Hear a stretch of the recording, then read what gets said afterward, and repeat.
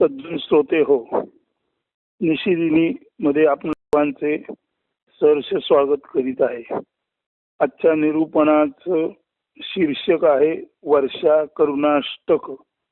म्हणजे पावसाची प्रार्थना करणार आणि परमेश्वराकडे करुणा भाखणार, दया भाखणार भक्त परमेश्वरापुढे आपलं हृदय उघडत आहे आणि सांगत आहे की परमेश्वरा तुझी मेघवृष्टी भरभरून व्हावी.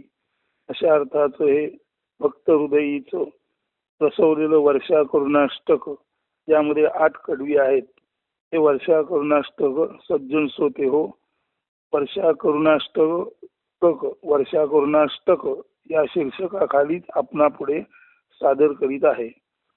आज निशिदिनीचा मार्ग थोडासा बदलून आजच्या या अवर्षण पीडित काळाला अनुसरून आणि त्यात त्वरित बदल होऊन सृष्टी पुन्हा एकदा मेघवृष्टीने तृप्त संपृक्त व्हावी, तथा सर्व जीव प्राणी निसर्ग व मानवजात यांना सुखशांती समाधानाचे जीवन पुनरपी प्राप्त व्हावे, अशा वैश्विक करुणामय हेतूने वर्षा करुणाष्टक नावाचे प्रार्थना काव्य आपणापुढे अर्थासहित सादर करीत आहे.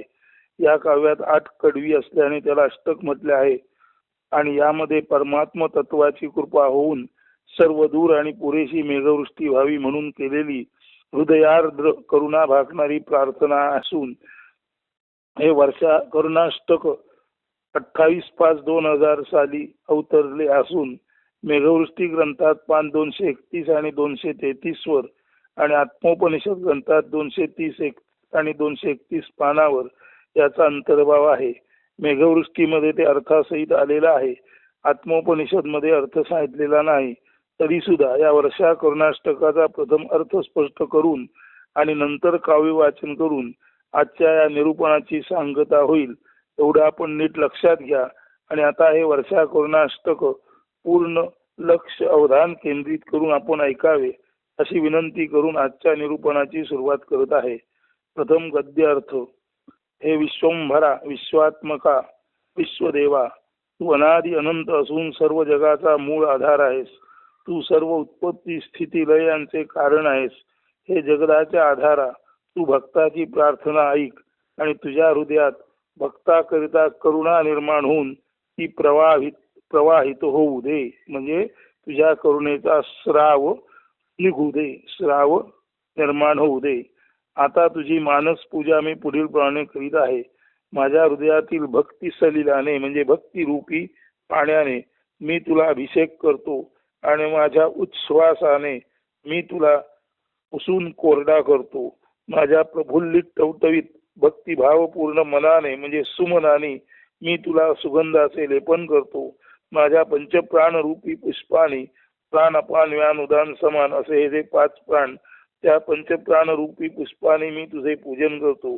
माझी 10 इंद्रिये, पंचकर्मेंद्रिय व 5 ज्ञानेंद्रिये मी एकवटून माझ्या 11व्या इंद्रियात म्हणजे अंतःकरणात त्याचे तेज सामावून घेतो आणि त्या 11 इंद्रियातील तेजाने तुझी तेजारती ओवाळतो.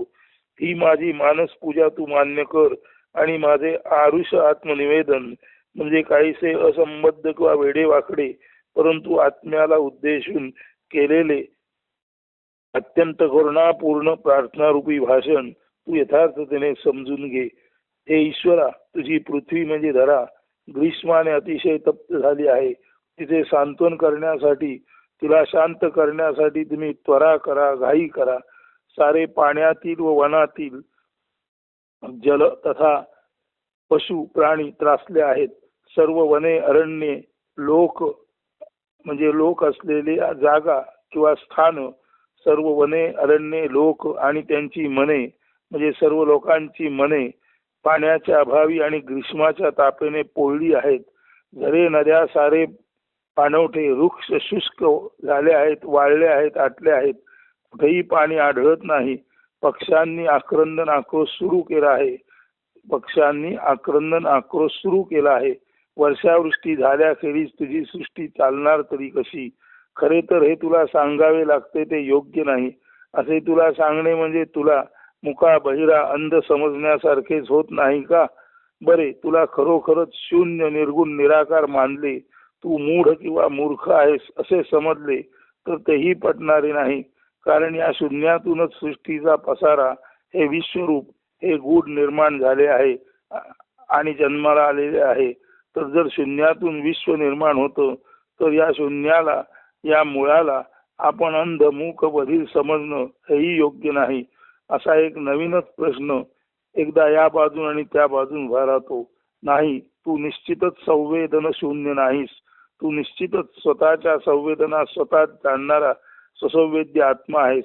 हे जगदाधारा तू आत्मरूप आहेस. तू आत्मदेवच आहेस.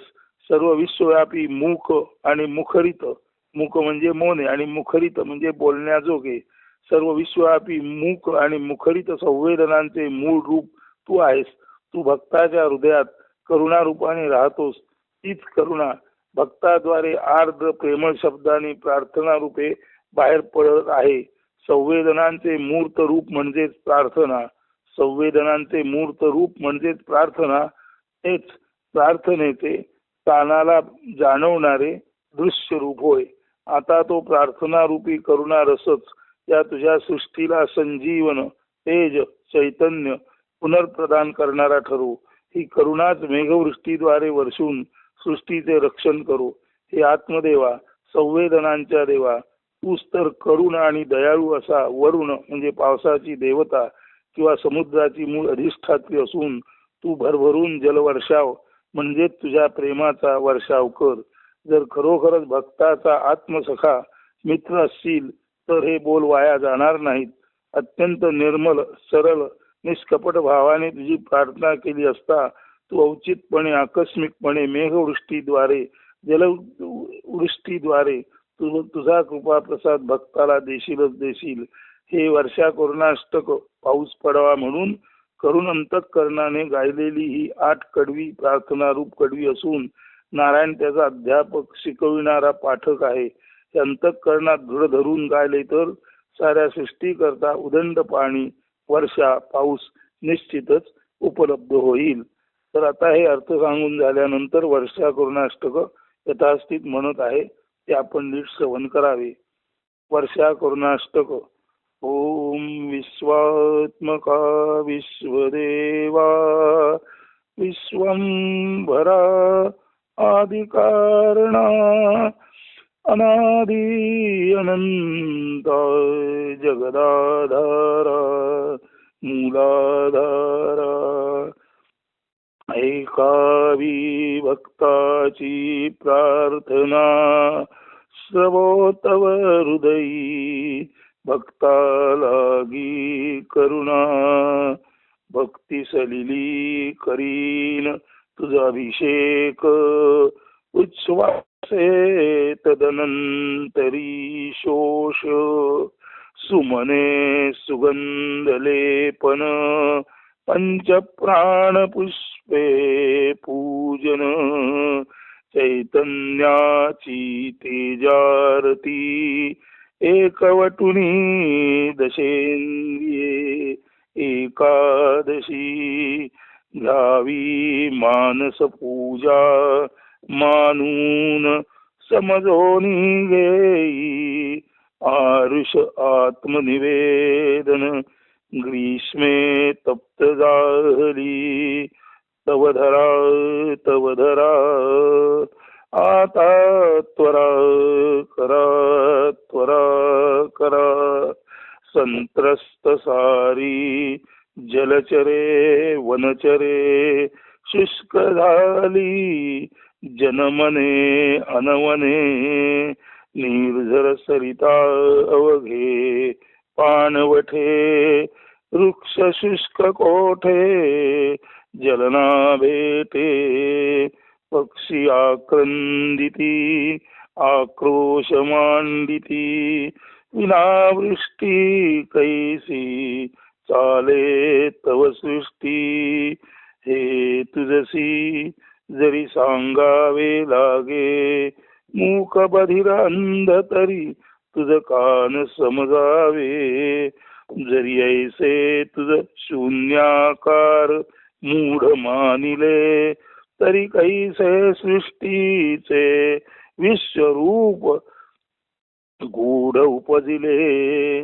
तू तर खचितची संवेद्य आत्मरूप अवघा संवेदनांचे मूळ रूप भक्त हृदयी करुणारूप प्रार्थना रूपे आर्द्र रूप तो करुणारस होवो संजीवक वृष्टिरूपे वर्षोनि तव सृष्टी तारक आत्मदेवा तुची करुण वरुण आता वर्षावे भरभरून न ठरावे हे बोल पुका जरी तू भक्त आत्मसखा निर्मल भावे तुझ प्रार्थिता मेघवृष्टी वर्षावे अवचिता ऐसे वर्षा करुणाष्टक नारायण तयाचा पाठक दृढभावे धरिता अंतःकरणी सृष्टी होईल उदंड पाणी उदंड पाणी उदंड पाणी. हरि ओम तत्सत हरि ओम तत्सत हरि ओम तत्सत. या वर्षा करुणाष्टकाच्या अंतःकरण पूर्वक आळवणीमुळे अवघ्या सृष्टीत उदंड पाणी होऊन धनधान्य समृद्धी व सुखशांती समाधानाचा अक्षय ठेवा अवनीवर म्हणजे अन्न वस्त्र निवारा देणाऱ्या या अवनीवर पृथ्वीवर निर्माण होईल. अस्तु. धन्यवाद. सुदिन सुप्रभात. येथेच हे वर्षा करुणाष्टक नावाचे किंवा शीर्षकाचे आजचे निरूपण संपन्न होत आहे. सुदिन सुप्रभात. धन्यवाद. अस्तु.